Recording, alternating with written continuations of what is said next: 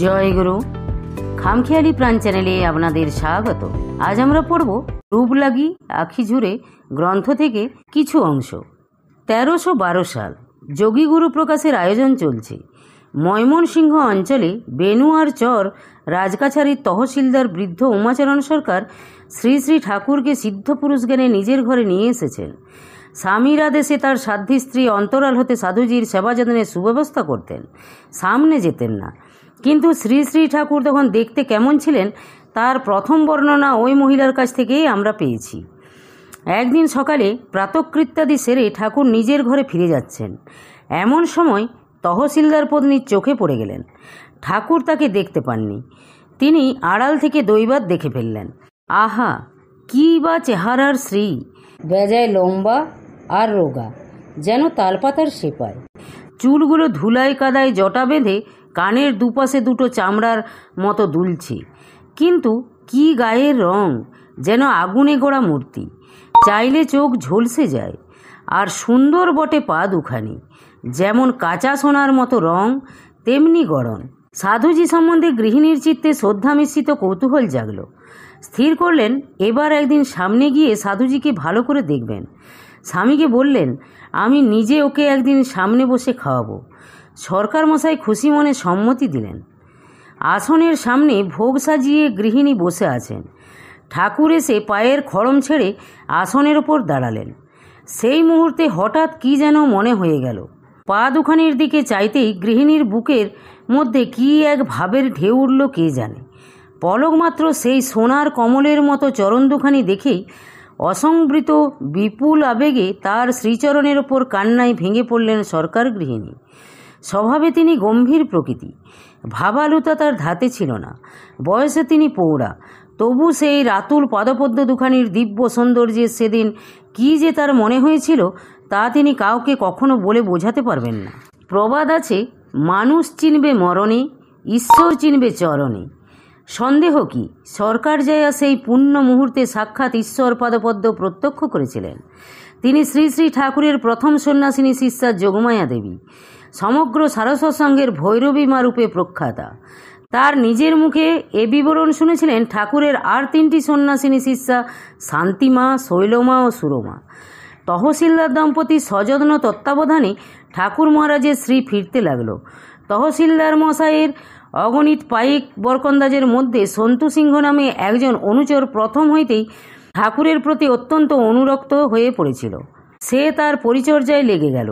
প্রথমেই ছাড়ানো হলো মাথার ধুলাকাদা মাখা চুলের জট। নিত্য স্নানের আগে গায়ে মাথায় তেল মাখানো এবং স্নানের পর নিয়মিত চিরুনি দিয়ে চুল আজড়াবার ব্যবস্থা হলো। আদমভোলা পরিব্রাজকের খাওয়া ঘুমের কোনো নিয়ম ছিল না, তাই 4 বেলা সাবধানে তার খাওয়া ঘুমের তদারক চলতে লাগলো। সে ভার নিলেন কর্তা গৃহিণী স্বয়ং। তবু কি সেই তপক্লিষ্ট শরীরের শীর্ণতা সহজে যায়? যোগীগুরুর প্রথম সংস্করণে ঠাকুর মহারাজের গাল ভাঙা লম্বা মুখ, অস্থিসা শীর্ণ দীর্ঘ প্রতিকৃতি ছাপা হলো। কানের দুপাশের জটা দুটি কেবল নাই। 1312 সালের কোনো এক সময়ে ঠাকুর বেনুয়ার চর আসেন। পৌষ মাসে বই ছাপানোর জন্য কলিকাতায় যান। 1313 সালে শ্রাবণ মাসে যোগীগুরু প্রকাশ হয়। কিন্তু সেই বিশীর্ণদেহী যোগী প্রতিমূর্তিও সত্যানুসন্ধিৎসু এক সাধুর মন ভোলাতে পেরেছিল, এ বড় আশ্চর্য। আমরা এবার শ্রীমৎ স্বামী চিদানন্দ সরস্বতীর কথা বলছি। যোগীগুরু গ্রন্থের একখণ্ড বিজ্ঞাপন কেমন করে যেন তার হস্তগত হয়। সঙ্গে সঙ্গে তিনি বইখানা ভিপিতে আনালেন। তিনি লিখছেন, গ্রন্থ খুলে প্রথমেই মহাপুরুষের মনোমুগ্ধকারী শ্রীমূর্তিখানি দর্শন করে তাহার চরণে প্রণাম করি ও মনে মনে তাহারই চরণে শরণ নিলাম। 1313 সালের মাঘের শেষে চিদানন্দ মহারাজ ঠাকুরের সন্ধানে বাড়ি ছেড়ে পালালেন। মাসখানেকের চেষ্টায় সম্ভবত ফাল্গুন মাসে তিনি গারোহিলে এসে সন্ধান পেলেন ঠাকুর বেনুয়ার চরে আছেন। যোগমায়া দেবী যখন ঠাকুরকে দেখেছিলেন তারপর বর্ষাধিককাল কেটে গেছে। এখন ঠাকুর কেমন দেখতে? চিদানন্দ মহারাজের ভাষায়, দূর হতে দেখতে পাচ্ছি তিনি আসছেন। দেখছি গৈরিক বসন পরিহিত, আজানুলম্বিত ভুজ, তপক্লিষ্ট ছিপছিপে চেহারা, তপ্ত কাঞ্চনের ন্যায় শরীরের রং, রক্তপদ্মের ন্যায় পা দুখানি, ভ্রুযুগলের মধ্যভাগে কুমকুমের ফোঁটা পরা, বাম হস্তে মাঝারি রকমের রুদ্রাক্ষের দুলহর একটি মালা। ছোট ছোট রুদ্রাক্ষের মালা শোভা পাচ্ছে। আনন্দময় সৌম্য মধুর পবিত্র জ্যোতির্ময় মূর্তিখানি ভক্তগণের অভয়দাতা শ্রী শ্রী ঠাকুর ধীর ললিত গতিতে আগমন করে তার নির্দিষ্ট আসনে বসলেন। 1314 সাল দুর্গাপুর শান্তি আশ্রম স্থাপিত হয়েছে। দুর্গাপুরের 2 মাইল পশ্চিমে ময়নামতি। ময়নামতিতে ত্রিপুরা মহারাজের একটি বাংলো ছিল। তার চারপাশে ফুলবাগান। ঠাকুর মাঝে মাঝে সেখানে বেড়াতে যান। ফুলবাগানে কয়েকজন মালি ছিল। তাদেরই একজন বলেছে, আপনাদের ঠাকুর খড়ম পায়ে হাঁটতে হাঁটতে দুর্গাপুর হতে এ বাগানে যখন বেড়াতে আসেন, আমরা সবাই কাজ ফেলে কেবল তাকেই দেখতাম। তার চেহারা দেখে চেয়ে থাকতেই ইচ্ছা হতো। দেখে যেন তৃপ্তি হতো না। আরও আশ্চর্য হতাম তার চোখ দেখে। চোখ দিয়ে যেন বিদ্যুৎ ঝলকের মতো জ্যোতি বার হতো। শরীর হতে বের হতো আগুনের আভা। কুমিল্লা শহর হতে 2 মাইল পশ্চিমে দুর্গাপুর। যোগীগুরু পড়ে 1314 সালেরই কোনো এক সময় ঈশ্বর যোগেশ্বর গাঙ্গুলি ঠাকুরকে দর্শন করতে আসেন। তিনিও সেই শীর্ণ প্রতিকৃতি দেখেই এসেছিলেন। সেখানে তার কাছে চিদানন্দ মহারাজের মতো মনোমুগ্ধকর বলে বোধ না হলেও তার ভাষায় শ্রী শ্রী ঠাকুরের তখনকার শীর্ণদেহের ফটো দেখিয়াই কেমন যেন ভাবান্তর উপস্থিত হইল।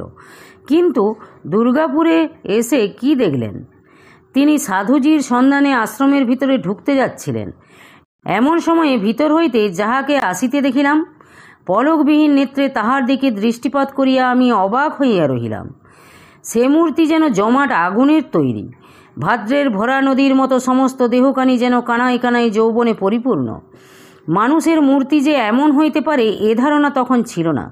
সুগঠিত মস্তকে স্কন্ধলম্বিত কুঞ্চিত কেশগুচ্ছ, ঈষৎ সঞ্জাত শুশ্রূশোভিত প্রশান্ত বদনমণ্ডল, প্রশস্ত সুমোচ্চ ললাটের নিম্নে ভ্রুদয়ের মধ্যে উজ্জ্বল একটি সিঁদুরের ফোঁটা, নিটোল রসার্দ্র স্বল্প বিস্ফারিত স্নিগ্ধ নয়নে অন্তর্ভেদী দৃষ্টি, আজানুলম্বিত গেরুয়া রঙের সিল্কের পাঞ্জাবি ও গৈরিক বসন ভেদ করিয়া নাতিস্থূল দীর্ঘদেহের অপূর্ব জ্যোতি নিষ্ক্রান্ত হইতেছে।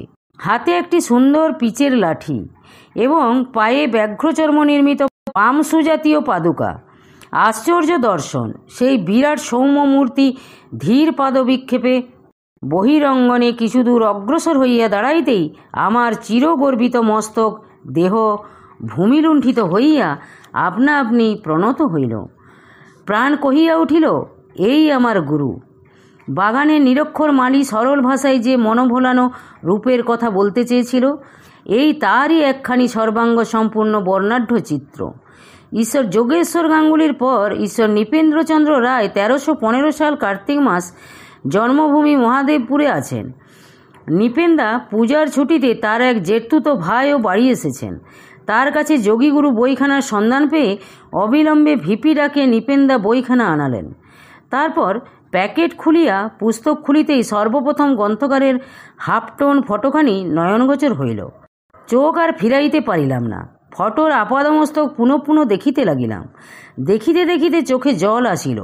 হু হু করিয়া বুক ফাটিয়া কান্না আসিতে লাগিল। সম্বরণ করিলাম।